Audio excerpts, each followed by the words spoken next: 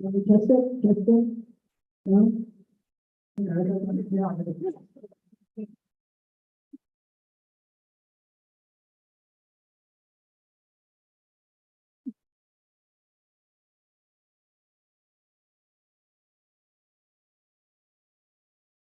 All right, if you see me run to the restroom, you can also see why on my water bottles. Okay, so anyway, that's what the R6 MDS is not included under the language of this law.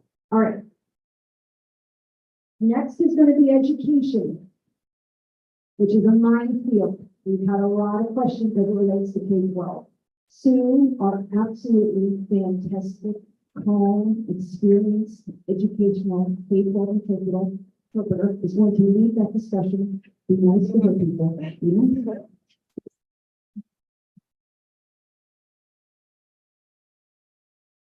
Hello, everybody. So I am the lead for the educational interpreter working group. We have had a lot of robust conversations about this topic, and we've had some struggles related to the topic as well. But we have been gathering a lot of information and data. And we have a lot of evidence-based information to support some of the recommendations that we're bringing forward in the draft of the rights. First, we need to have a current RID certification or have passed the EIPA written assessment and scored a minimum of a 4.0 on that assessment, either PSC or ASL, either version.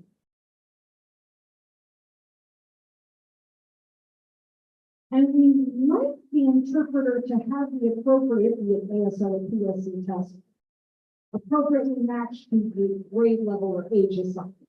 So elementary versus educational interpreters who only don't have a national certification and have a EIPA score can only work in a K-12 setting. And that's where we want one. Next, holding of a bachelor degree or, notice the or, have completed an ITP, an interpreter training program, either associate's or bachelor's level, or have completed a portfolio listing their training and work experience, which equates to a degree. So I want to emphasize there are several ors here, because there was some concern about the requirement of a degree. Again, notice the or. So there are other topics.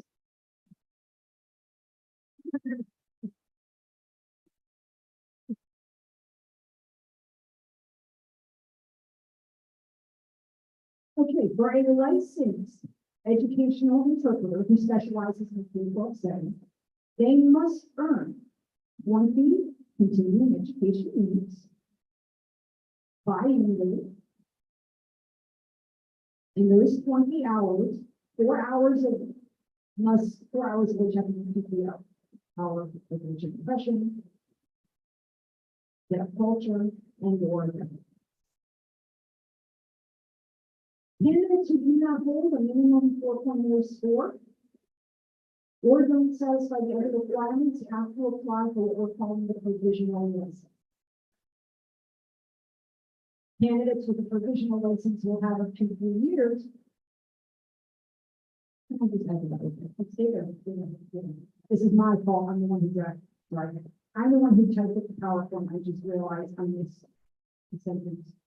3 years and then 2 additional 1-year extensions if necessary. So a total of up to 5 years they can operate under a provision. So I realized I forgot about that. And make sure that you hire at the appropriate person in the end, that not sue. In addition, you're going to have to pass the required background checks as is necessary in K-12.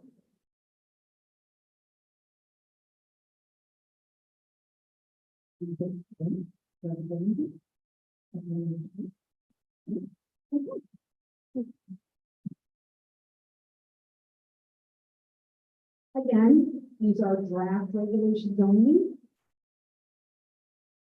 We're going to talk about why we came to 4.0 as the EIPA score. And we'll dive deep into that later.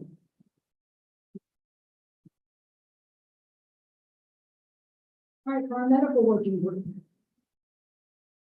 So we divided this into behavioral health and general medical health, healthcare. We need more people in these working groups. I've been able to recruit one individual, but we need more. Please, folks are taking pictures again, we have not finalized that all. So just today, I was having a conversation with an interpreter coordinator at a hospital. And I asked if it would be possible for interpreters to shadow or mentor or observe, if there were concerns about HIPAA related to, I equated to being a resident in a doctor fellowship program in the hospital, being able to shadow. And often I know when I'm with the doctor, they will ask permission to speak and come observe my company. So I was thinking the same concept, same idea. Okay, it's easier than supervising interpreters because oftentimes, to be completely honest, a lot of the interpreters in those settings don't necessarily have the skill set to do supervision. So the 50 hours of observation you see there equals about 2.5 weeks. We don't know what that's going to look like in terms of cadence. We're still working that out.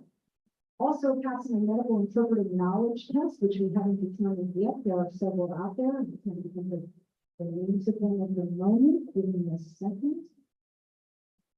One of those is alphabet soup. One of the available, but there's several out there. We reached out to the American Medical Professionals with Hearing Loss, AMPHL, AMPH Association. A lot of medical professionals, doctors, nurses, and like to are hard hearing themselves, and they're still waiting to get feedback and information from them. So we are reaching out to different organizations. By the way, I'm also the lead of the medical work if you want to find anything on it. So again, 3 years of experience interpreting in the general setting, all the required immunizations, background checks, and so on. A lot of state requirements. I'm sorry, not requirements, regulations, mentions indirect for anything. All right, behavioral health, very similar, as you can see. We do have some deaf psychologists and psychiatrists and mental health professionals who are participating. We need more interpreters in this working group. Those who specialize in mental health field, we really need you to contribute and provide expertise. So you can see the regs listed here, very similar to general health care. Legal. Jacob is our lead for this working group. Jacob Leffler, who is still en route. Full-time. You have a meeting from 2 to 4, and you just found out about that meeting yesterday. So, anyway.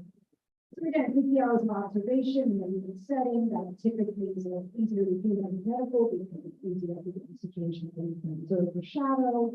I'll let you read all these words. And again, very similar in terms of what the requirements are. Now, the legal work group has had a lot of conversations. And we really like Colorado's legal interpreting standards, their regulations. They have a multi-tiered system. I don't describe it like this. Level 1, which means you can work in one-on-one situations. Level 2 can work in X, Y, Z. Level 3 and 4 might be permitted in a court situation. So it's tiered. And I need to say, I need to go check into see if ODHH has the resources to do that. And that's ideal, and the board's going to work very closely with the state Maryland judiciary system and the National Organization for Court Interpreters. And we will keep you posted as we do our due diligence. So this is definitely a good.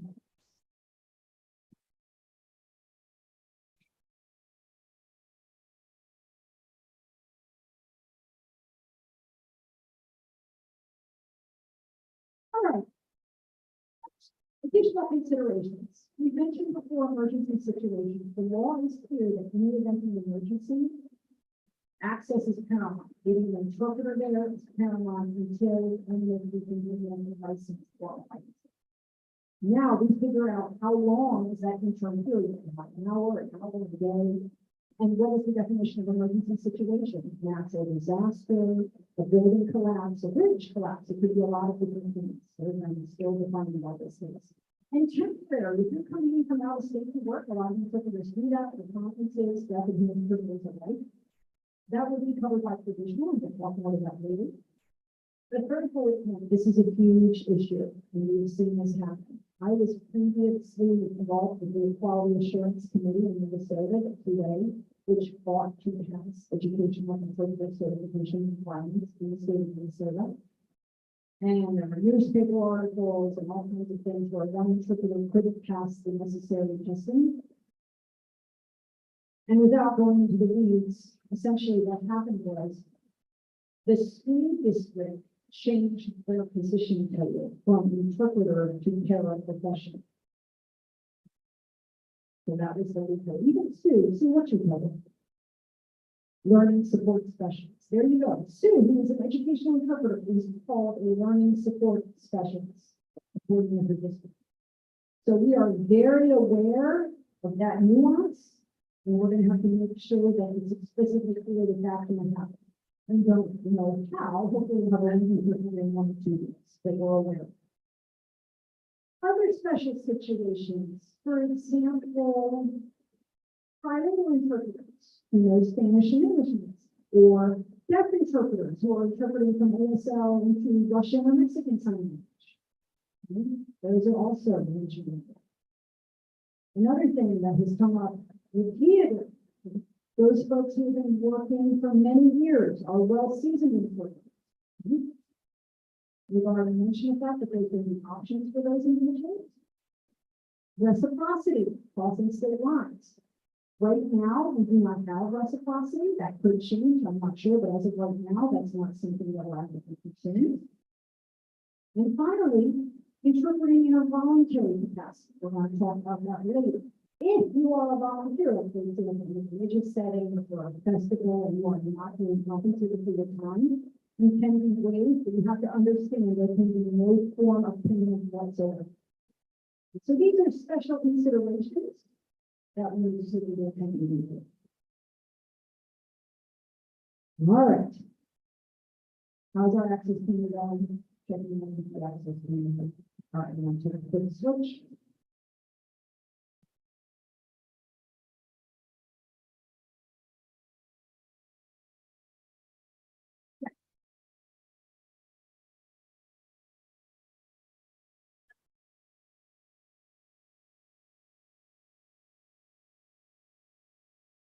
Right there, reciprocity. Reciprocity. We're going to get into that more later. Essentially, if an interpreter comes, basically honoring interpreters from other states, and we'll talk about that more. Okay, now we're going to talk about.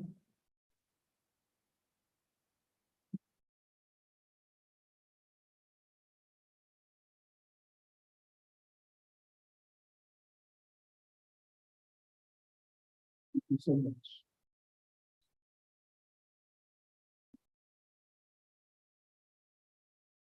So I want to know who is here. If you would please, we do speak come up to the front so that you can see me. We want to know exactly who you have. I have a few questions to help me get at that answer. Please bring it up. Okay, so how many of you, understand, how many of you are interpreters that are with us today in the life? With a show of hands. Okay, wow, pretty good number. A pretty good number. Okay, and so my next question is, how many of you are in the deaf community? You're in the deaf community. Show of hands, please. Okay, I see that we have a few deaf community members.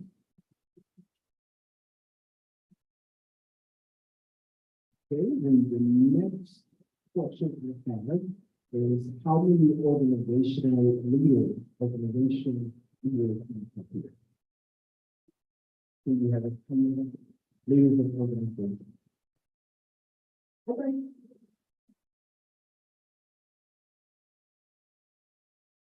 The last question I have is still the same thing, to figure out who you are here. is everybody American resident? Because who's not? What the few people are American? So we have Maryland residents, and we have those who are not American. Who is a Maryland? They use most of us are. And they consider each other.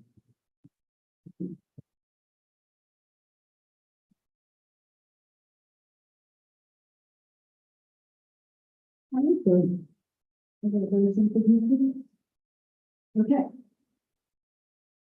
So now we're going to start our Q&A and comment portion. And we know that it's going to become highly charged, it's quite sensitive, so we're going to ask everybody to adhere to the ground rules first and foremost. And I'm going to jump around a little bit into the ground rules. First, we are going to respond to questions that were asked in email. So we received questions prior to the deadline, which was yesterday, 11:59. And we got like 31, 40, got a lot of questions. That being said, these have been curated. A lot of these are overlapped, a lot of these are themes. Some people ask 5 or 4 questions in one email. So I'm not going to be able to answer all of those in an email. If they are to try to answer as many questions as possible. So if you don't have your question answered, you will submit an email. We have to it. Okay. So once we've completed that, we'll allow people to come up with their comments and questions. That period. So we put on that piece of that, thumbs up. It's hard to see because of the others. We're going to okay. Once we've completed that, and we're not going to name who asked the questions because again, a lot of these questions were repeated. So we just want to ask the question. After we completed that part, and we put those, anybody who wants to comment will line up stage right. Is that dangerous if they're lined up on the stage? If they look like the fall rest? Okay.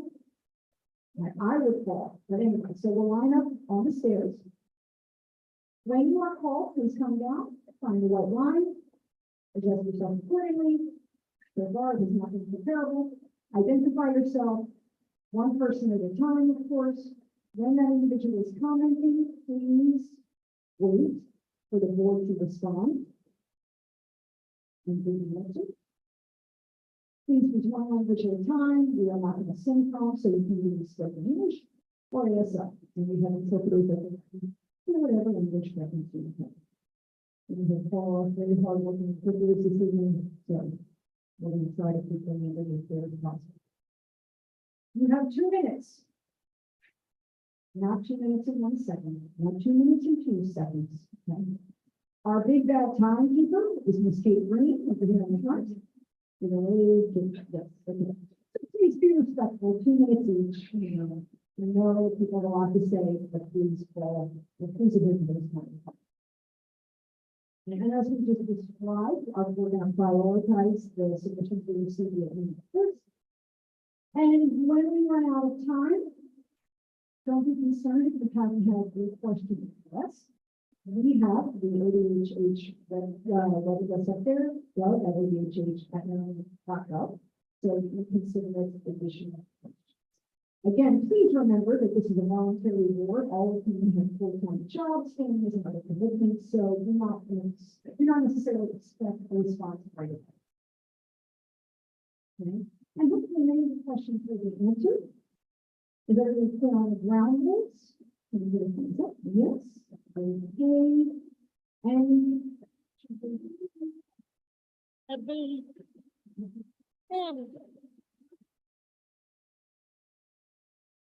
hello, everybody. Very excited for the question and answer portion. Those of you who emailed us today, we have received those. However, notice the ODHH address. Those of you who have those questions, please, those of you who have submitted the questions, please. After we show a hotel point.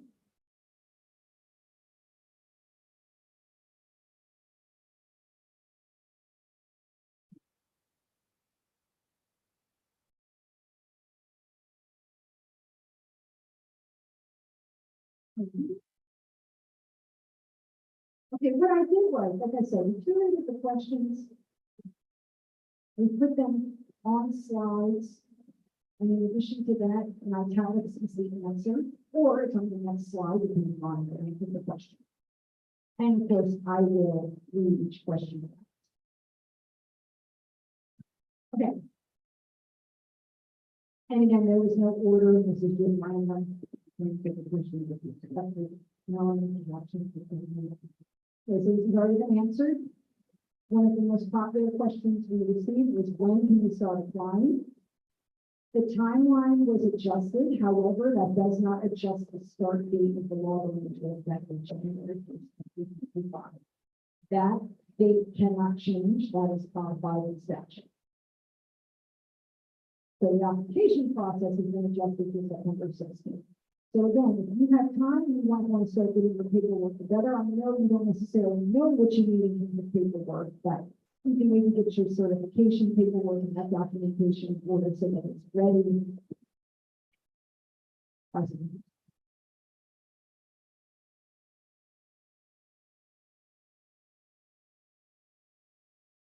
Another very popular question, how much is the fee going to be? Like I've told several people, I have to pay those fees as well, and CDI. And all of it, I always have to pay those fees. So it's $150 for the initial application fee.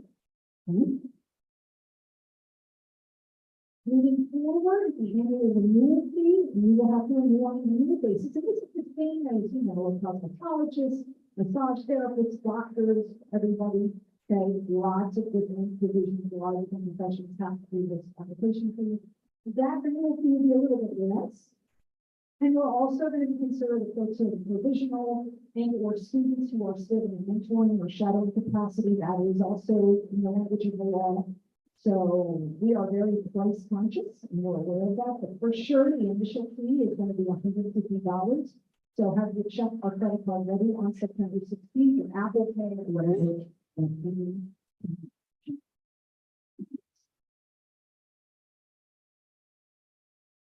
Okay.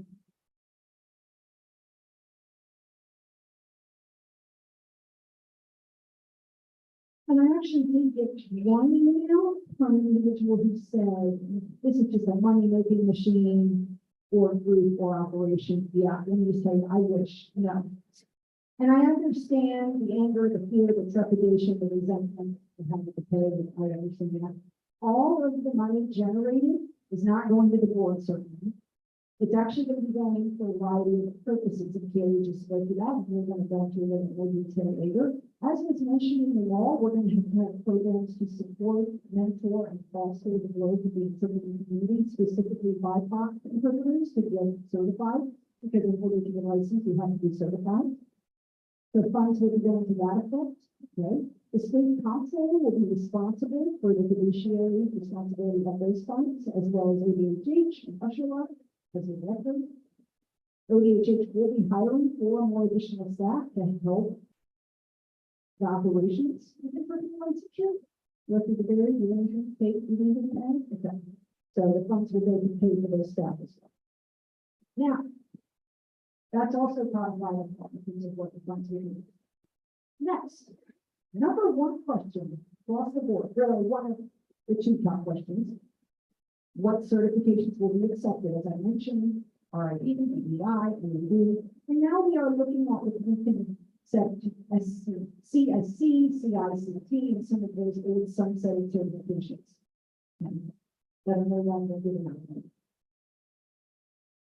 Another point of emphasis, oral transliteration certificates, the OTC, will not apply because the law is specific that we go from 2 languages, spoken to sign or sign to spoken. It doesn't say specifically ASL, for example, but it does say that in the manual for mobile modality, or vice versa.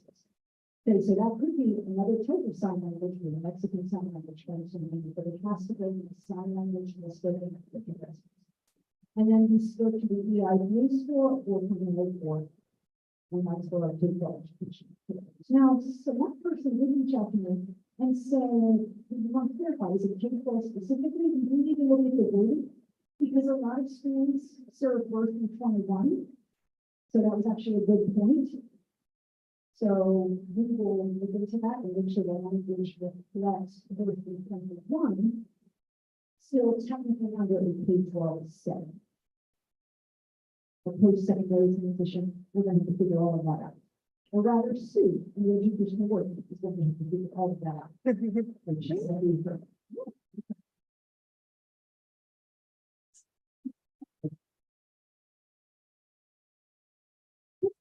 Pressing question, do you accept certifications from other countries? So the short answer is no. That being said, Kaylee, those here, also mentioned, those here who work temporarily less than 80 hours will get an exemption. And we'll talk about that in a little bit more detail in a minute. So if you're coming here from another country and you hold that certification, you'll reach out to the office and they will decide on a case-by-case basis. And it seems like the board doesn't have their work cut out. Don't, please don't get this.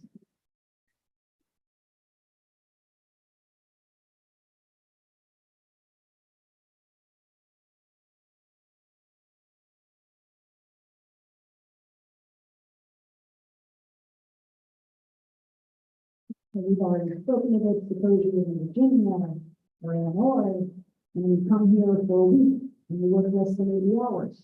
You work 20 hours, or whatever the case may be.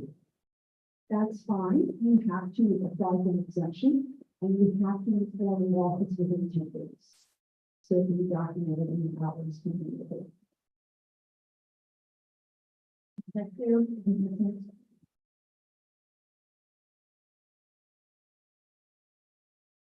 Now, there are a lot of questions that you're repeating answers just by reviewing the law.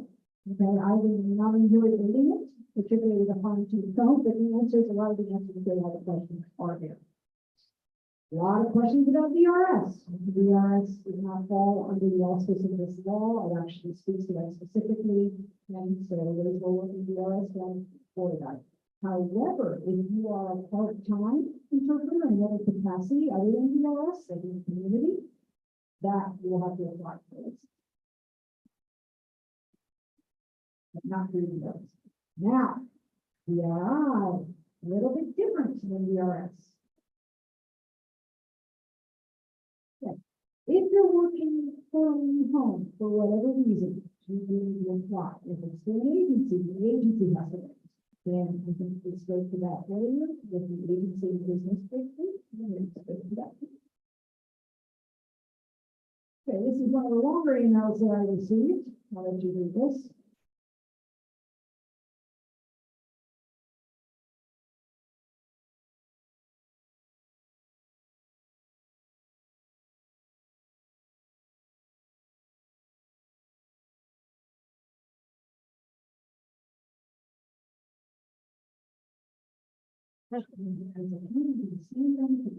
Okay. So it says that you have to pay for the task, and you should be able to recognize knowledge of requirement. It also says satisfy other requirements established by the board. What are those requirements specifically? We've already spoken to that. Also, the interpreter has taken but not yet passed a national regional knowledge of the business. Are they able to work starting January 2025?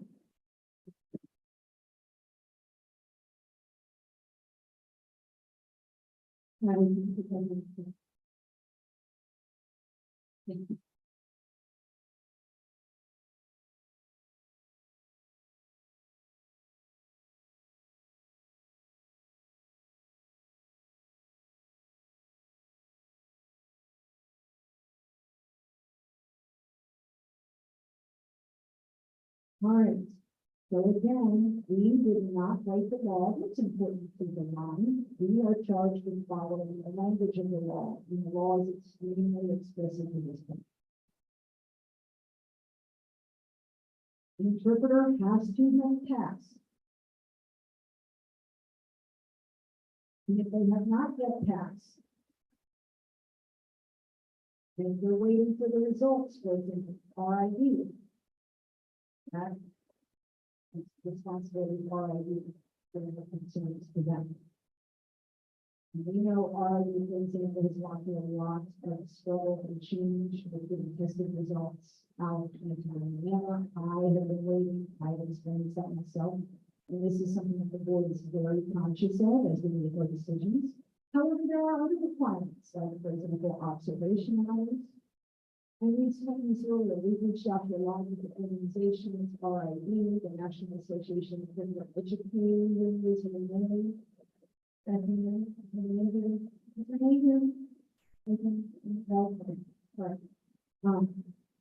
Renee actually was just appointed as the Maryland representative for the National Association of Educators. We reached out to Boys Town, who runs the EIPA, we reached out to Panther, as I've mentioned, so forth and so on. And some have been responsive and some we're still waiting on this. We reached out to hearing interpreter organizations as well, those who specialize in hearing spoken language interpretation. As I mentioned earlier, we did not come up with these requirements ourselves. We were looking at things like long-term impact and a variety of other evidence-based practices. We were looking at things like justification of everything that we do and making sure that the whole process is transparent and all pause.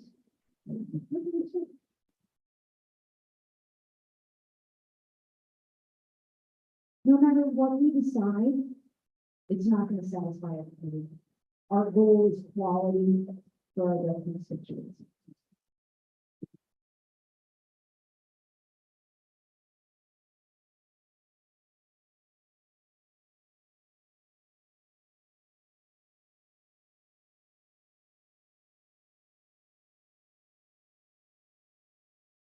Okay, so monikers and workarounds and loopholes, we already talked about that.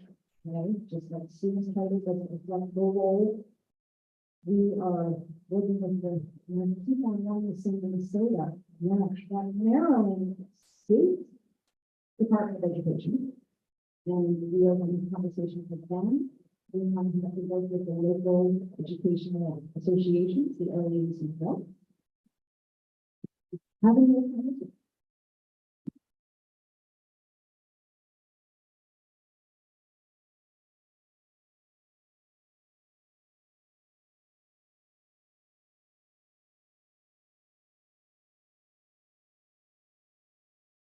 Okay, so there is no formal CDI training program in the state of Maryland, so how do we close that gap? And are deaf interpreters required to be licensed? So apparently there is the process of a program being established with CCBC, the Community College of Baltimore County. I've lived in Maryland for 10 years, and I think I know all these places by now. But anyway, CCBC is in the process of starting a program. I don't know where they are in that process. Right now, we have some deaf interpreters who are working and have the opportunity to take, for example, the NIC or the UEI. We also know we have heritage communities, marginalized communities, BIPOC communities, and the law has language about those communities and making sure that we are supporting them and setting up programming for those specific groups, deaf interpreters, heritage signers, and the BIPOC community. So we will work to make sure that we are accommodating and have resources and programs for those groups. We're not going to reinvent the wheel. We are going to tap into what's already available and maybe possibly create our own.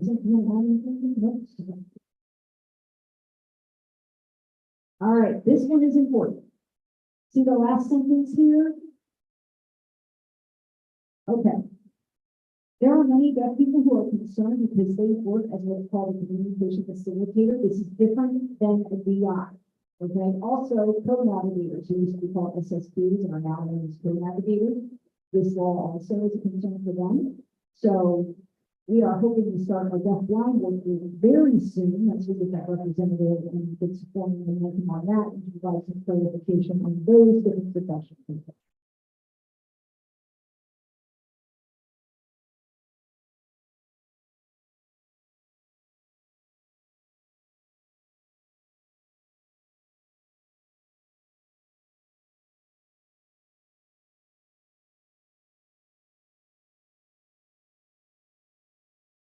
Okay, we already talked about those seasoned folks who are not certified.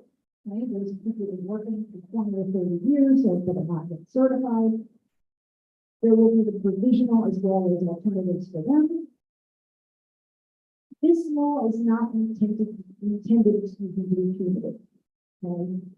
Again, and I might be being redundant, the goal is to increase our professional standards and to fall in line with what a lot of other states are doing as well.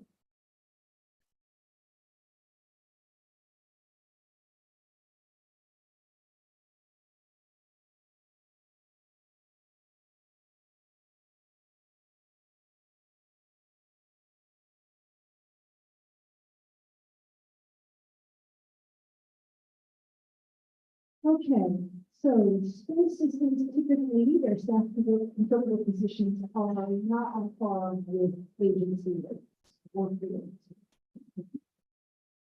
So, starting January 1st, those who can't work are going to leave the board because school systems are not going to be able to attract qualified interpreters with the current people. Does that mean we're going to have a shortage? I mean, the force is going more with less. It's the state of Maryland for one of funding to help the staff, interpreters, and the education out of the field.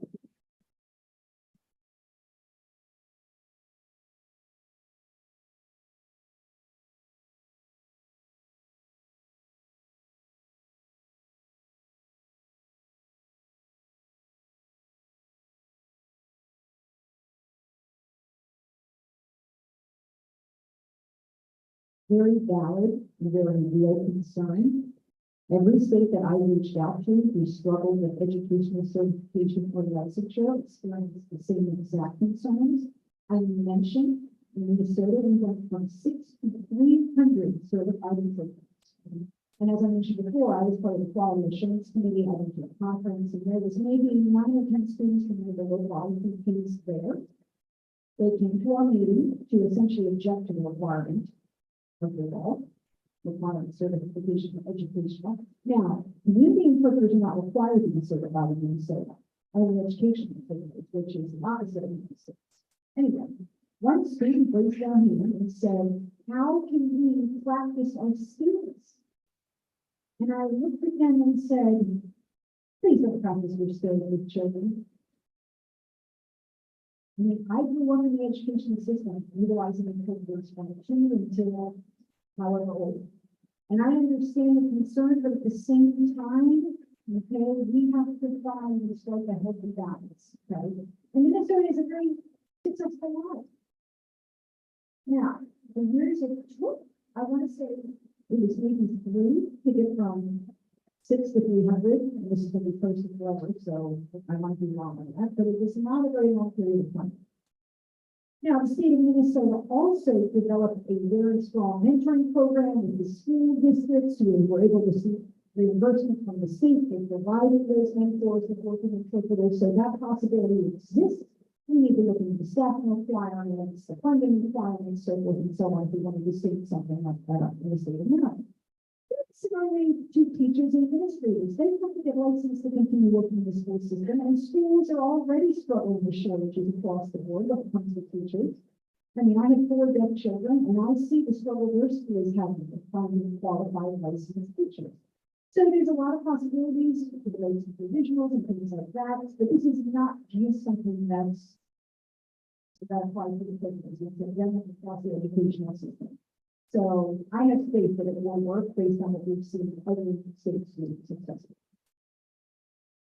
Anything to add, Sue? Or?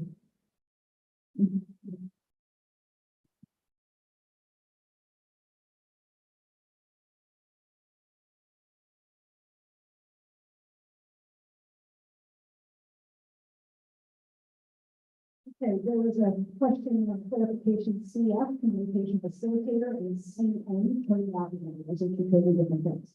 A code navigator, the old terminology was SSP, support service provider, and communication facilitator is a communication facilitator. Okay. All right, information. Where can we find information about the law? ODHH is supposed to create a public awareness campaign, which is part of the law, and the section 9-35 and 4 states that. And that will hopefully begin this summer. Okay? It's not like, we're doing all these things in Canada and consecutively. We're not waiting to do them sequentially. So that will come on more relatively soon. And I think this is the last question. Yes. Okay. So we have some more that were received after the deadline, or like I said, some emails have multiple questions. So those are the most common questions we want to make sure we touched on. Now we're going to proceed with public comment and questions. Hold on. I know, we're going to cover it up. I know we're excited. So please line up, stage right, please be cognizant of the rules, be respectful of that 2-minute time frame. Come down, state your name, ask your question. If you can't answer it, we will let you know, and we will circle back to you with an answer. So please line up over here. All right.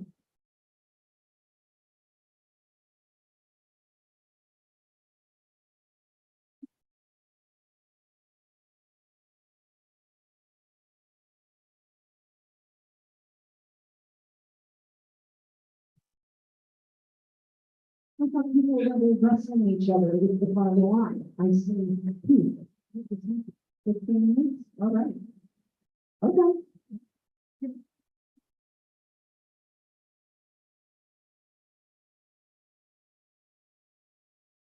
Hello, I'm Teresa. I want to say thank you. Thank you for your work so far. You've done excellent. So I have a question and have the rest of the community. I'm here and I noticed that, how can a consumer check to see if a person has been better qualified for the pawn shop? They actually have a license to report on the wall. I can check with interpreting. I don't know if it's or something that interpreters are going to start walking around with. How that the consumers, like myself, can check that interpreter is going to be licensed. Is it going to be a database or something? Beautiful. Clear, concise, and nice to meet you in person. I see your name all over things. It's a nice to meet you. Okay, so wonderful, wonderful question. The answer is yes. Each interpreter is going to get a paper license of sorts. I think that's in the FAQs. Is that in the FAQ? In the law. I don't know why I'm trying to read this without my glasses. I just need to accept that I'm going to have glasses. Here I am. Okay. Anyway, it's an ancient. So yes, whether it's something you can keep on your person, whether there's going to be a digital copy, you know how RID has certain okay. So you will be assigned a license number, and I'm looking at paper clarification, yes. And there will be a registry, a database of sorts where people can log in and view these things. Myself working as a deaf interpreter, people will ask, and I would just pull it out. I don't have a problem with people asking if I'm certified or not. I always have my certification on my person, so that's a great question. And so that's how will I know if somebody's licensed? So they will have a paper copy as well as a database. And what was your second question? Oh, feedback. Means for feedback. We will have a grievance or complaint process, which is part of the law. What that looks like, I don't know if Kate wants or anybody to speak to that. We're still in the process of standing that up, but yes, there will be a grievance process. For example, there is a state that their complaint process, for example, if a deaf individual wants to file a complaint, they can do that in their first language via video. And then that complaint is sent to a translator who translates it into English printed and sent off from there. Very same as RIDs, EPS, the practice standards. So that's something we definitely want to make sure that we have available for them. How many times? And there will be a portal. That database directory registry that will be accessible through the portal, as will the complaint process, the grievance process. Just as other state of Maryland agencies have portals, it'll be very similar. Those are different purposes, but the look, the format will be the same. I've seen some of them are doing this. Hopefully, are reporting better than I want to in technology at the moment, but no. So next question. Here's my line. Hello, everybody, Dan Smith. Many things. Game one. I noticed there's no regs related to enforcement or discipline. we're talking about raising the quality standards of the profession, we need to see something related to enforcement. Second point, lost it, I got it back. You mentioned agencies. Okay, I work for a state agency client. Okay, how does my procurement officer, or for example, if I need an interpreter, how do they know I'm getting the same access? On top of that, I noticed it was made mention of, somebody who's working in the field. So if an agency has a particular field, so if an interpreter, how do they know that they're qualified to work in all settings? For example, how do I know that I'm not getting an educational interpreter for a legal situation? So those are my three questions.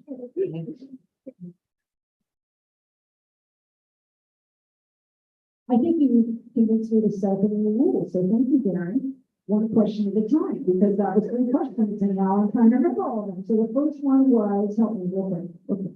What was your first question again? No, that wasn't the first question. Oh, enforcement. Okay, so the law actually has language, it speaks to enforcement, and there it is, right there. What number is that?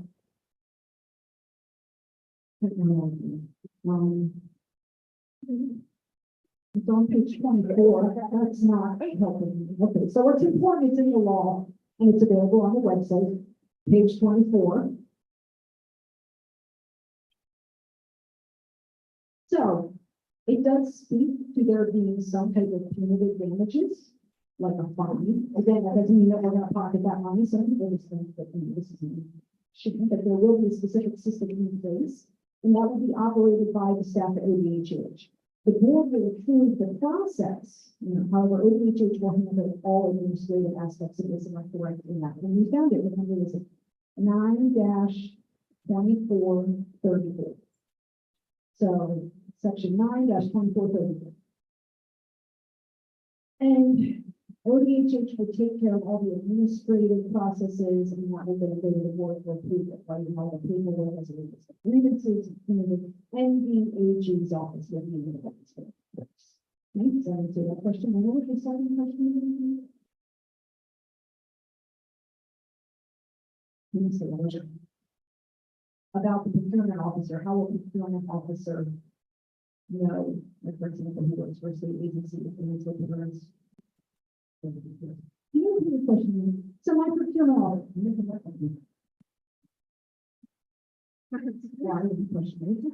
so my agency procurement officer, it's a state agency procurement officer, they're responsible for hiring interpreters to meet my needs. How do they know if that person is qualified? They're going to go to the ODHH register. That is what I need to do. Thank you. Can you repeat that, please? Okay. So yes, through the portal, they're going to have a registry of everyone who's licensed in the state of Illinois. So theoretically, the procurement officer can bring that up and find out if the person is licensed. Now, what are you doing? You had another question. Okay, that was it. All right. I am confident that we will not get everything right the first time. I can say that with assurance. Okay, we are going to have kinks. We need to expect that. It's going to happen. But I'm excited about the portal. I think that's going to address a lot of the challenges. We can do that with a lot of questions. Yeah.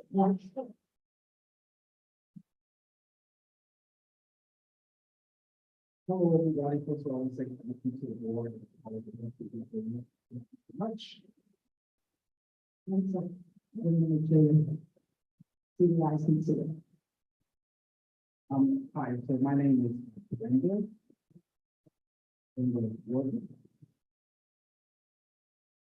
So out of curiosity, how do you notice that with respect to medical interpreting, so the license that people who have and not have it. Also, as an educational interpreter, after 2017, in Florida, medical interpreter. So at this time, I'm wondering, if it's new, I was thinking about it. And then thought about how that may impact people who have a prior experience. Let me just repeat that. Say it again.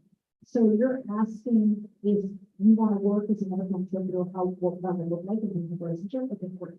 Thank you. Appreciate it.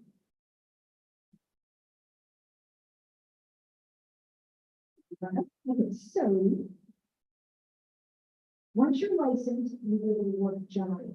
Okay, if you want to work in the medical field, you need to get a specialization. Let's begin. Where is the argument?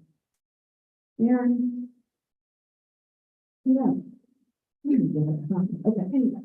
Darren had asked about, to his point, and to be really honest, what you see up here is not any formal regulatory language by any stretch of the imagination, okay? This is, I put in just regular language for all of us. But there was something. Hold on one second.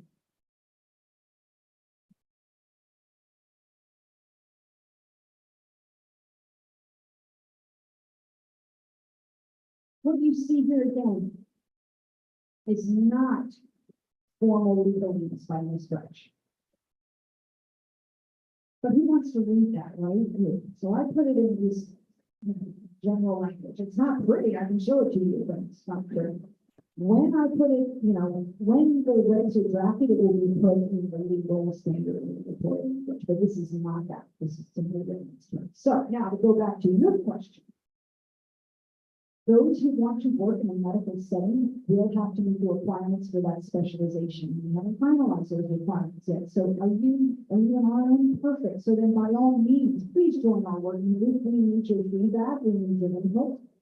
Okay, I know. And then now we're regretting you asked the question, but no pressure, no pressure, no pressure. How do you think I got here? There was a series of the inability to say no. So anyway, does that answer your question?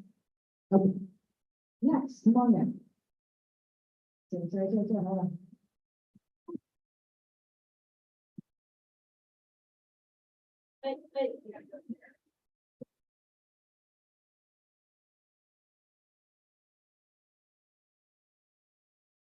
Okay, so where did she go?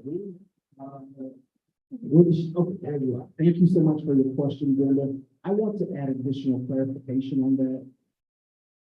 The board maybe has a priority as it relates to look at criteria for this particular group in terms of medical language. Oh, here, sorry. So complex interpreters, tactile interpreting, low vision interpreting, intralingual linguist, other specialization areas have identified. Okay, so it includes all of them, not just All right, it is now 7:45, but we started late, so I'm ready to. 8:15. Okay, next, come on now.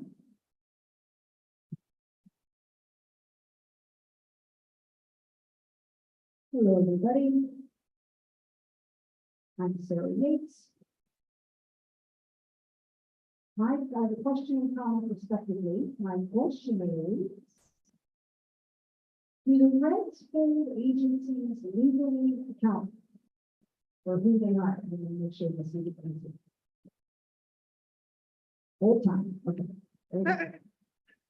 Sure. You like to come on? Oh, then stay up here. Stay up here. Stay here. That's pretty good as well. Okay, I don't know what to do. Anybody? Heather? Do you really want to answer that question? Maybe you want to answer that question. Okay. Will the regulations hold agencies accountable and responsible for what, anything? For enforcement? Even if they use a privileged lot license, so forth and so on. Well, we are responsible to enforce the law as written. We are working very closely with the AG's office, the Attorney General. We are working very closely with the AG's office. And anybody want to I don't want to give out this information, so I'm going to ask special to come up.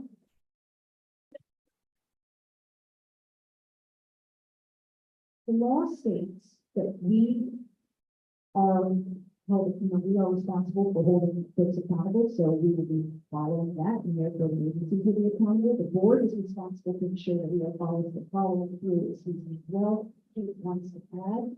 Okay.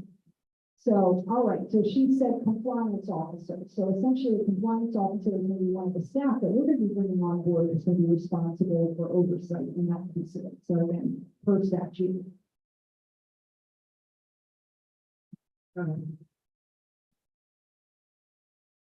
So we're talking about punitive recourse, okay, punishment of interpreters and punishment of agents, right? Yep. Okay. Okay. All right. Fine. Okay. Next time. I was a little bit surprised tonight when you brought up old certifications. That kind of thing for a loop. She asked, I was shocked. I haven't been interpreted to the CICT. I've been certified for over 20 years in that capacity, and every 4 years, I'm required to take workshops, CEUs, et cetera, so forth. So I'm certainly very hopeful that the board considers those certifications because RID considers me certified. So I just wondered if that's good.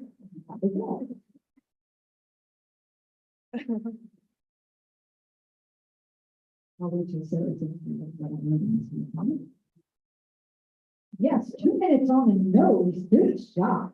Yes, absolutely. I agree. And I know many very qualified interpreters who are CICPs. And to be completely honest, in this process, I have found myself double, triple, quadruple checking things between RID and the law and the BEI and all the things. I was just on RID's website before we got here, and they were still considered active certifications. So perfect, but I'm going to be reaching out to them. Hopefully tomorrow, if I don't pass out. And by a minimum by next week, and making sure that they're still recognized, because those are the ones that, of course, gave out their certifications. So we'll be following next.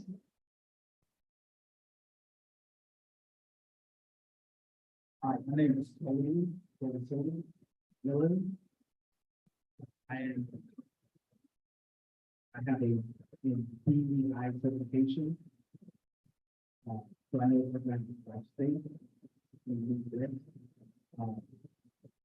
Is that maybe something that we can recommend in the office here in San Diego? There's only one question, Terry, but I want to get on. Hold on. I'm going to make sure to see that I can see you.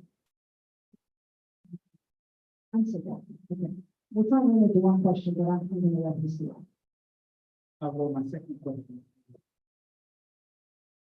For the provisional license, looking for passing written and knowledge part of the exam or just the performance of the DEI written doesn't have an ethical component. And so I'm wondering if the question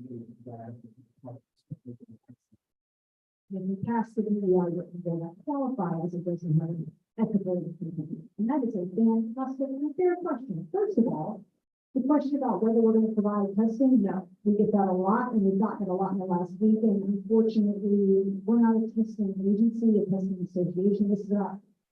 We're giving out a license, the signing. The short answer, no testing. To your second question, DEI, so you have an ethical piece.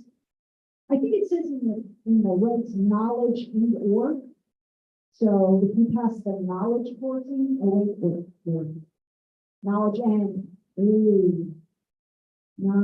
and other tests, the board will determine. Well, there we go. Meaning we can add that to our discussion moving forward. So my professional answer is we'll get back to you on that. But no, the words that with those little tweaks of end and or, those nuances are important. I wouldn't say it's fair to track interpreters necessarily. As a board, we're going to definitely speak to that. We want to make sure that it's updated across the board. Cheryl, do you want to add a comment?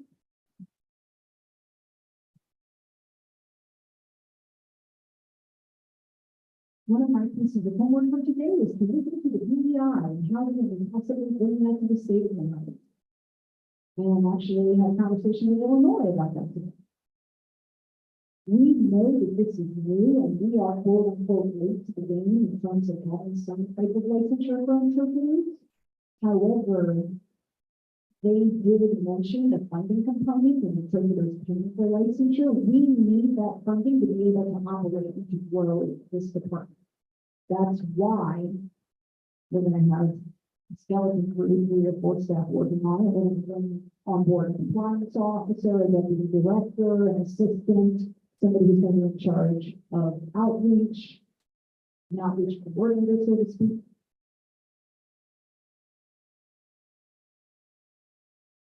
Okay, we are making forward momentum. We're going to make mistakes. However, if we go about this the wrong way, okay, we could possibly face fines. For example, if we violate confidentiality as it relates to the BEI, we could be fined up to $10,000. Millions, excuse me, 10 million, the state. So we have to start small. And this is where we're starting. And we're going to build on that. And the funding that we receive from registering is going to help us, improve things in the state of Maryland. It's going to help us bring in more staff, more resources, more materials, more trainings. It's going to help us start up those programs. So it's going to be a work in progress, and these are going to come online systematically. Our interpreters here in the state of Maryland, we know, have gone to Illinois to take the BEI. I mean, one of them, obviously Texas, okay. Some go to Texas, some go to other states. And one of them reached out to me and told me, we've got folks going to Illinois to take the BEI. So that's good to know, and it's things that we have to consider. Does that answer your question? And again, feel free to reach out with additional questions in the email. Where are we time-wise? Okay, we're doing pretty good. Next, come on down. Real quickly, I just want to add, Jacob is still stuck in traffic. He's getting there, and he's very embarrassed that he was not here on time. And we told him it's not his fault, of course, traffic is looking. So just to let you know that Jacob is trying to get here, and hopefully we will see him soon. And he's flying to Puerto Rico for the NAB board meeting right after this conference. So poor guy, I hope there's that. So, please, the floor is yours. Well, I want to say, first of all, thank you to the board for all the work that you're doing. Hi, my name is Ken Shea. Ken Shea Lewis.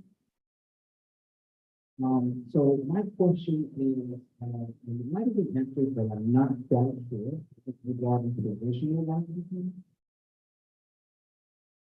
There's a little bit of, I guess I'd say, gray area there, not clear. So I recently, from my understanding, interpreters, depending on how long you've been interpreting, you're able to get the provisional license. But I thought I also heard that, let's say, for example, if you took the written test, you can also get the provisional. So are you still on that, or if you want to make sure? Yes. Just let me know. Okay, great. Okay, stay there. No. There's something related to that. Yeah, okay, sure. All right, hello. Nice to bring you with a face, isn't it? I need to remember because I wanted some days and last name, so just kind of different. So, and help me out if I'm not clear for what I'm looking to use. So the law states, and I don't have the law from me, but it states that whosoever has taken the written test and is still waiting for the results, and it lists it out specifically in the law, can apply for a provisional license. And I do want to double check that.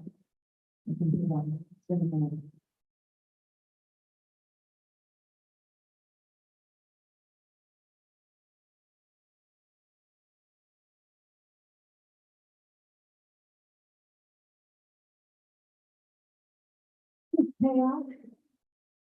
Can you, is it possible that we can run it along the screen?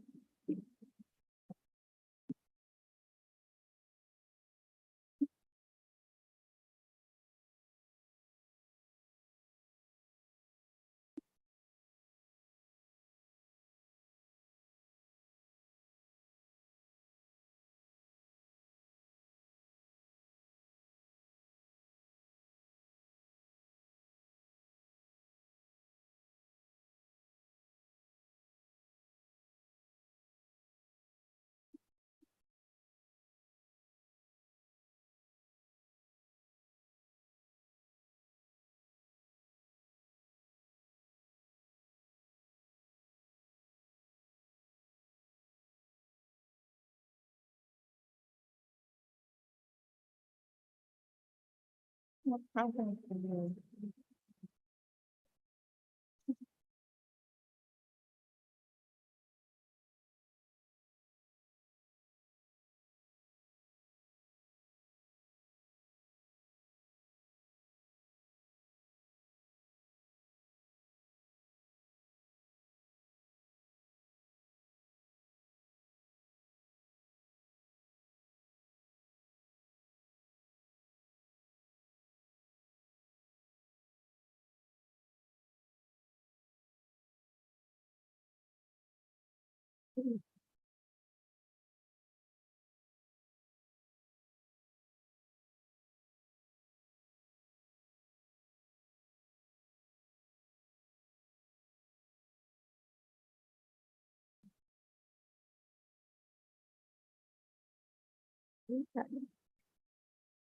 right.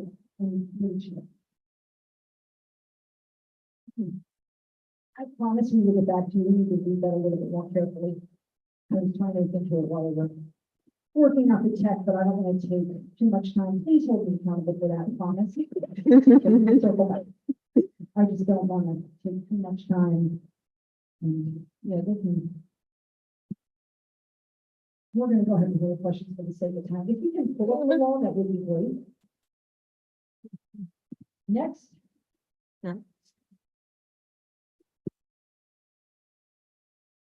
Christina, White House subs, hello. No relation, no relation. No relation. People ask all the time. I think you look alike. It's a whole thing. If there's a thing. Okay, anyway. I married into the subs piece. Anyway. Two things. One is a comment, one is a question. Hold on. Make sure it's a question that hasn't been answered. No. Comment? All right, so I'll be completely honest, I'm concerned. Notice our voicing interpreters tonight, okay, with all respect to our working interpreters. She has been voicing for over an hour and doing it beautifully and mostly accurately. But I'm concerned. I mean, we're having a conversation about interpreter shortage and we're seeing that in kind of real time, so I'm concerned. Best practice is not happening here tonight in real time. And I'm gonna let Payal, can you talk about what happened?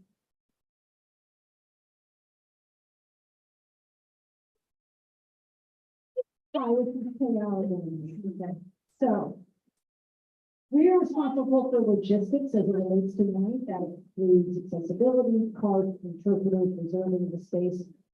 When I requested 4 or 5 weeks ago, if I remember correctly, I think it was March, the last board meeting, the 6th, when the decision was made that we were going to have an April 10th town hall. We were responsible for working on the logistics. We sent that out to our kind of pool of interpreters that we usually use. Many of them came back with not available, so we reached out further. Also not available, Anna was available, so we were just able to secure our second interpreter today. Bottom line is, okay, my struggle today is pretty much something that has been a struggle since COVID. Many interpreters don't want to be in person anymore. So, state government, that level, and I mean, I'm not really particular, I just get the materials that are limited, and the office also limits me, and I have to try to juggle all these things. My motto is typically like, what are we talking about shoes? Getting like the high heel shoes and the pointy shoes and, trying to get people's attention and trying to get interpreters and trying to get information in advance. I reach out to people. I hit them as hard as I can, but this is a post-COVID problem across the board, not just tonight. Hold on. Actions are frozen. What is that? Oh. There's an internet issue. Can I go ahead? I want to emphasize, I texted Anna, and kudos, okay, for doing this. Okay. Okay, I'm not finished talking and then I'm fired. Anyway, okay. All right, so she said she would be willing to do this, okay, and then I haven't seen the Brenda White goal. Okay, anyway.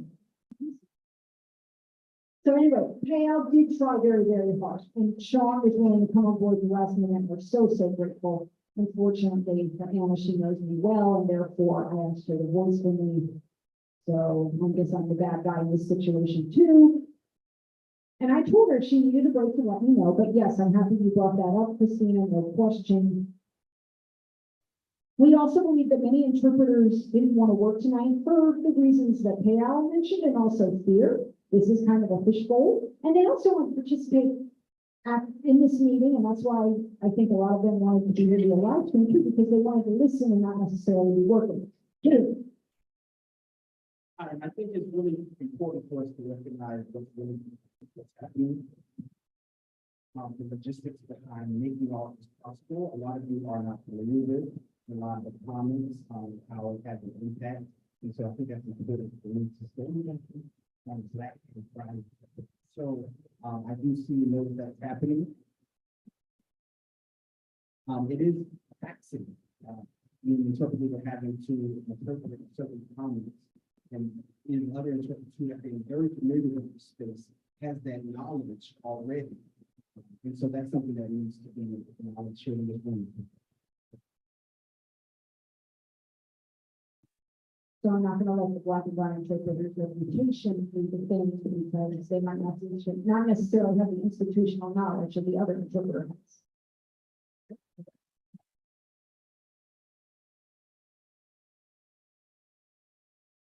Now my question, and this is related to federal interpreters. If the federal interpreters who work in the federal government in a location that is in Maryland, how does licensure apply and look like for them? Okay, so federal agencies typically are based in DC, but they have adjuncts in other places, like NIH, for example. And I don't think we have a, can we, oh, okay. Okay, good question. So,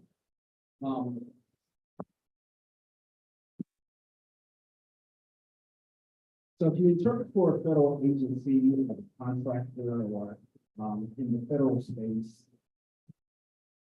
or a military base, in some federal settings, most of the federal jobs select, say that you need to be NIC or and so that's already established. So that essentially supersedes now the federal requirements to it. Okay.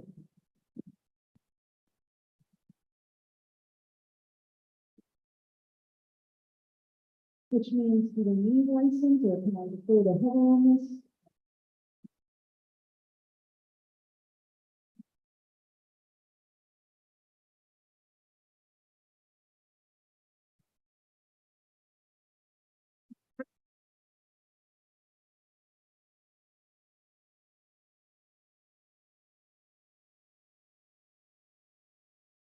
So, thank you for the question.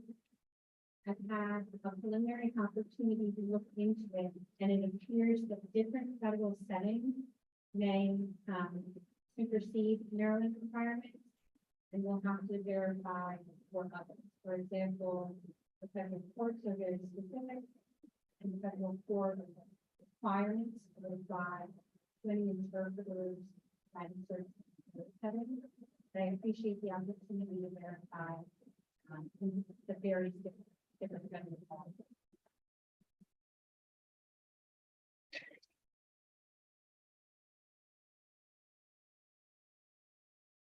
Actually, real quickly before you go, and I'm still processing what you just said, so give me a second. So, bottom line, because in layman's terms, and I'm a lay person, and that's how I process. If you work for the federal government, you don't have to get licensed. We would have to verify the federal statute. The question is whether federal law preempts state law, and that can be specific.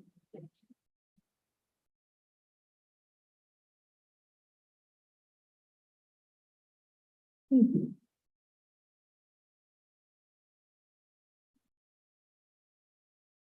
So who asked that question?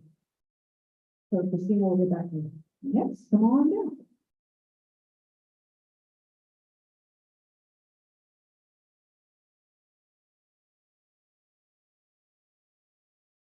I am Fidel Flores.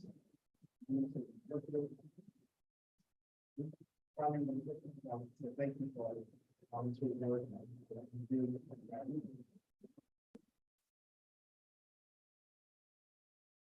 So we have RID and BEI. Now, my understanding is BEI only has, it's only trilingual certifying body. Will that apply here? And there?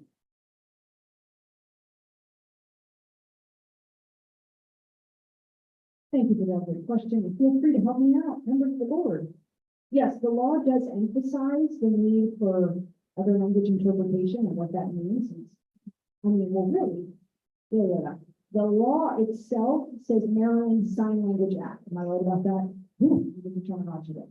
So it doesn't say specifically ASL, to your point, or Spanish, or whatever the case may be. So there is one section that talks about other languages, and we have to work to support those populations as well. So your question is, how will, one more time, I'm sorry.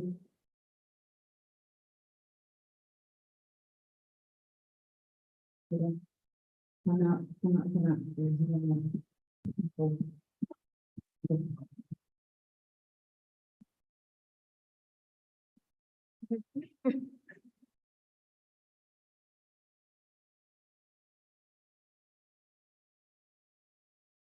So bilingual and how it applies, if you is more clarifying. She's got the experience being staff at OEHH. Thank you for calling it experience. Okay, so again, not set in stone, we're still looking into that specifically.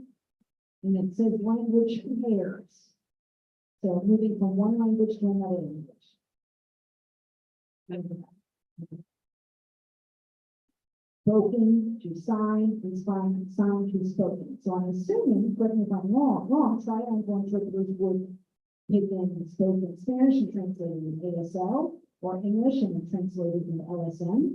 So it's a one-to-one correspondence, but two different modalities. Or, for example, if you're using spoken Spanish to ASL, EI recognizes that. Okay. So we will definitely check into that. Certainly. Can somebody make a note? Thank you. And that's why I appreciate the feedback. It really helps us think of things that we haven't considered before. But the law has language that speaks to that. You know, process-wise, not too sure. If you have a PEI certification, I would think that would suffice. I'm sorry to make you come back to me. So part of my question, will we be required to work, will we be required to have a PEI certification to work trilingual? So specific for, yeah, Spanish, English, and right there, I'm assuming for the mention. So, you put me in my place, as we should, right? All right. So meaning, you want trilingual to be used as a specialty? I'm just kind of wondering what your thoughts are about that. Not, that's just important. You made a note. Thank you. Important question and work. Hold on. We will definitely, hold on. Do you feel it should be a specialty? Okay. All right, we are listening to our constituents, no question. Everybody feels at the same time. Is there any other question? That's it? Okay. No, I was just saying no. Okay. Thank you. Good afternoon. If we set up a working group to that effect, would you be interested to see how good I am at recruiting? Did everybody see that? Okay, the Wi-Fi is not, it's a little weak right now, so bear with us.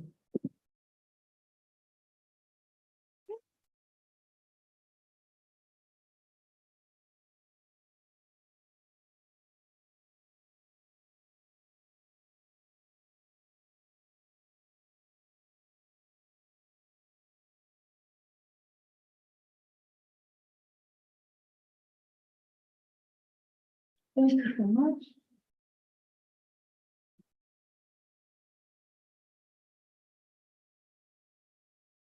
Okay, next.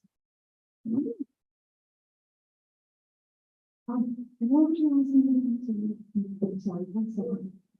We have it, never mind, never mind, she's got it, we got it. We will be following up. Okay, go ahead. I understood the normal. So my question is related to as well. Understanding with respect to licensure, not certification. But certification process for people who are not certified, when they're taking the test, and they're still in the sort of range to come within several months. Then they finally find out that they did not pass. And then they got to wait 6 months to take it again. And again, go through that waiting process for a couple of more months, for 10 to 12 months before they even get certified. And so, so the new test is 3 parts. And so you have 3 times of the waiting game. So with respect to licensing, I understand that licensing is focused, and their focus is really licensure. But will the governor's office be involved in the certification process to ensure that they are expediting those folks who are getting certified, so that interpreters can get their license, so that the process can move forward along quickly. And I understand there's a cost of $150 for a licensure test.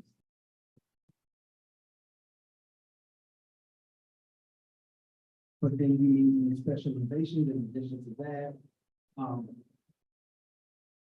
legal, medical, and which does that add an additional cost? So that's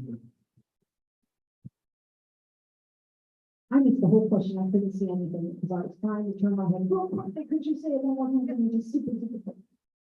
Okay, so I saw that piece, the waiting game piece, and then. Ah, the price point. Okay, that's gotcha. Okay. Yes, that's all I got. Okay, no, their question, no question. Okay. So the law regs discussion applications, nothing regs. The law says that there is the opportunity for a 3-year provisional as you wait during the testing process. So if you can help me out, or I'm starting to get tired, so bear with me. So if you fail the test, you can get a provisional for 3 years, or you have to pass 1 test. Okay, I'm tired. Get over. For the provisional license, you have to take and pass the knowledge/ethics test or whatever regional test the board approves. That being said, from the pulse I've taken from the community, okay, and I have asked and listened to people in terms of how long they've been getting their results, and it seems to be the processes seem to be moving along a little bit more. And yes, absolutely. The written, yes, thank you. The saving. So now about the fees, we're aware of that, certainly. You know, RID just increased their fees. Am I not? Can you not see me? Okay, sorry. RID just increased their fees to like $220 per year for membership, general membership. So that has definitely gone up, and we're aware of the price point. And we're going to be looking into that in terms of the renewal, the provisional. That wasn't your question. I'm sorry. Right. I'm getting there. Yeah, I'm getting there. Talking about specialization. So, yes, so we see that the price point is a thing. So there's a licensure fee, and then you have to renew or retake and all of that. We're very aware. We're conscious of that. There will be a fee, from my understanding, for each specialization. And I'm looking to, that'll be up to the board's discretion to decide. That being said, our goal in the law is very specific about reasonable. They term reasonable fees. Now, the definition of reasonable The ADA speaks to reasonable accommodations, and we know how big that is, but we are going to do everything we can to make sure that the costs are reasonable, whatever that means. But yes, there will be a fee associated with each specialization. And I'm going to turn to Katie. Again, I want to emphasize that the board is going to talk about this point, but the law itself states that for those specializations, there is going to be a requirement of additional criteria or portfolio. So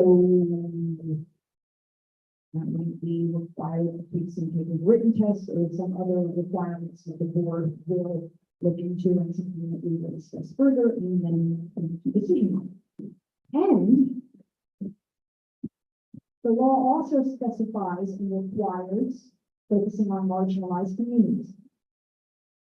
Heritage signers, BIPOC community, and the deaf community specifically. So recognizing that they might not have as many opportunities as white community members. So again, that's in the law, very clearly, explicitly stated. So, and I'm very happy that it's so. Thank you.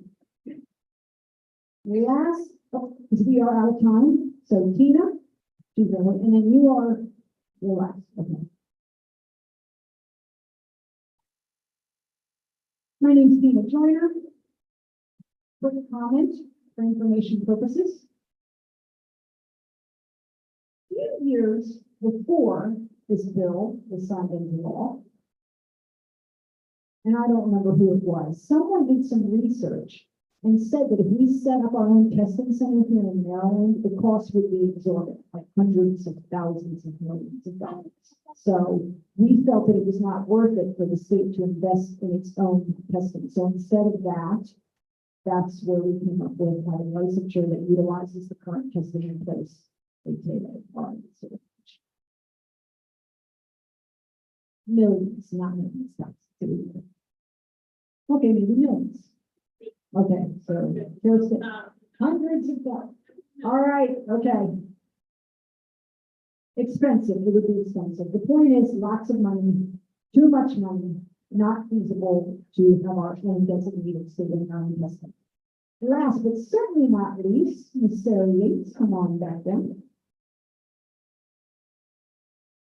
So for our AHE, for Heather, just clarification, again, federal employees who, I just want to make sure this is clear, okay, if you are a contractor working for a federal agency that is housed in the state of Maryland, you need to be licensed, correct? Okay.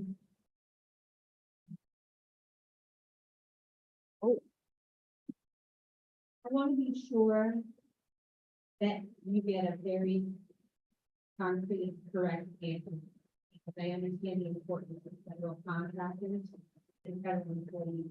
So I appreciate the opportunity to confirm this and follow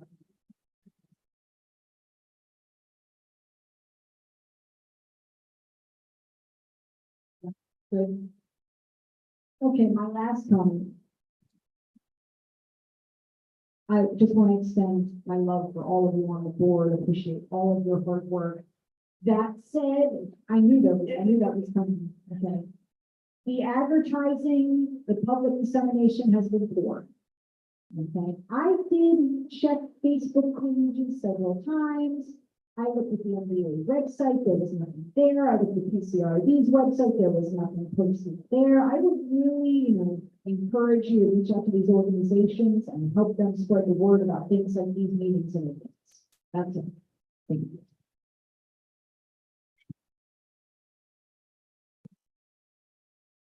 Okay, great. I agree. We can do better when it comes to getting the word out there, and you're not the only person who's spoken to that. Other people have. We have to follow what's called the Open Meetings Act. And all boards in the state of Maryland are required to take training on that, and there's a complicated quiz at the end of that training. You want to talk about legalese, that's a perfect example of that. Anyway, so we all took that training, and we have to be in compliance with the Open Meetings Act, the OMA. ODHH is responsible for spreading awareness about these meetings, not the board specifically, or the board proper. But, and I lost my train of thought. Okay, yes, but we can certainly do better, no question, I agree with you. What's important, make sure is you check ODHH's Instagram, and their Facebook, and their YouTube and their website. All of their social media, our meeting minutes, can you see? The meeting minutes are posted there, the agenda has to be posted there. We actually have to post a draft, the meeting minutes draft, okay? We do, just to let you know, okay, in full transparency. We will have the meeting minutes from our March 28th meeting by this Monday or Tuesday, they will be posted, okay? When we post them, they have to be submitted to Payal, and she has to submit them to the tech, am I right, Payal? No, you post it, okay, never mind, so less steps. So we will work with ODHH to make sure they do a better job in terms of advertising these types of meetings. Was that the last? Great, that was, I'm sorry. I'll show you that's it.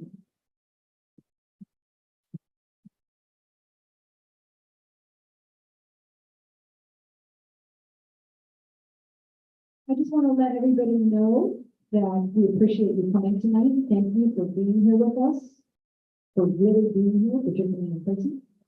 I also want to say, before I came, I did look into, the BEI, just kind of thinking down the line if that's something we wanted to set up, if we wanted to set that up in the state of Maryland, the certification first and then licensure, what it would look like. In that process, I was informed that the BEI is actually more cost efficient. Okay? That being said, we do have a process that we have to go through to get there to where we can license the BEI. So technically it's cheaper, okay, and we would need to have the money to kick in. But in the beginning, the initial output is kind of price. And as I mentioned earlier, it would be a $10 million fine if we error or violate the confidentiality when it comes to providing a proctor records. Also, I want to extend gratitude for everybody's comments this evening, as well as the ones we've received recently, as well as your trust in us and in the board as we work through this in real time with the law. And as a new director, I just want to say thank you so much for that. I want you guys to know that it is not easy standing here in this position, talking about this topic, talking about something like licensure for interpreters, and not talking about what we see when we show up in terms of who's working and who's not working. So I'm going to say sometimes, as an individual, as a person, like Anna asked me, who did you want to have me voice? Okay, and sometimes it's about somebody who knows your style or somebody who's the same gender, but sometimes we're looking for interpreters and they might not be available or there might be some trepidation about them showing up, but I want you to know that I am aware of who's in spaces and who's not in stations, and some of the things that aren't being said here tonight. And it's hard to sometimes share that with the team if we're not being as transparent as possible in terms of what our needs are and how we can support those interpreters in the community. And that includes our deaf interpreters too, and how we can get those folks here and how we can help support those folks. And our office is going to take a look at using some of this funding, not just to go on vacation, but to really utilize this funding to support the community, to improve the skill set of our interpreters. And if, for example, you have financial constraints in affording the test, we're going to be able to support doing that. So that's part of the development, like Trudy said. Okay, so it's a very real thing, and we recognize that. We have some things that, like the campaign that we're going to be doing in terms of outreach across the state, study groups, going to different schools, for example. Again, all to that point. Other areas, we're going to be working with interpreter training programs, looking what they have as they come to us and continuing to support those interpreters who are coming up, as well as taking care of the folks who are in the space right now. So it's about fostering that pipeline. And again, if you have other ideas or other questions in terms of what we can do to provide that support, please let me know.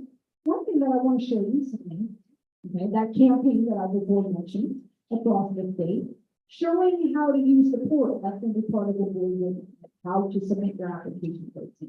My job was that, and we'll have to see what that looks like. That's still up for discussion.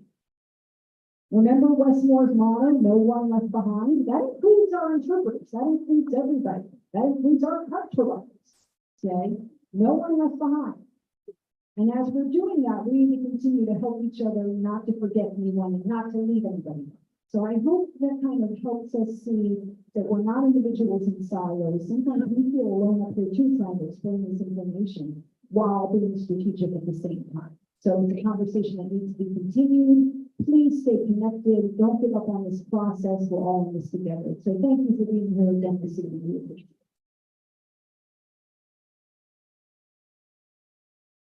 I don't know how I can follow up that. That was beautifully said. Okay, so we're going to wrap up tonight's program. Again, if we didn't answer some of your questions or you feel that you have additional questions, gov@OEHH, is it up there, at maryland.gov. It's also on the website. You can find it there. Please feel free via email, express any concerns you have. There are things we might not have thought about, like Vidal mentioned, the specialization for trilingual interpreters. Great idea, great piece of feedback. So it's nice to have all those different perspectives from the community. Last but not least, and I want to follow up on what Usher said in terms of the team. The law requires actually that there be a minimum of 4 town hall meetings annually, am I right? To be honest, 4 town halls. So we're planning to have this throughout the state. Some are going to be a little bit far. We recognize that, Sue, for example, came to us from the Eastern Shore this evening, and some people are stuck in traffic still.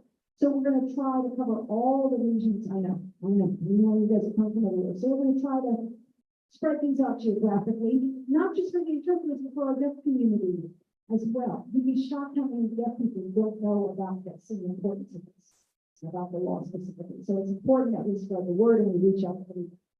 Have I covered everything? So, guarantee when I'm driving home to Frederick, I will think about all the things I should have said and didn't.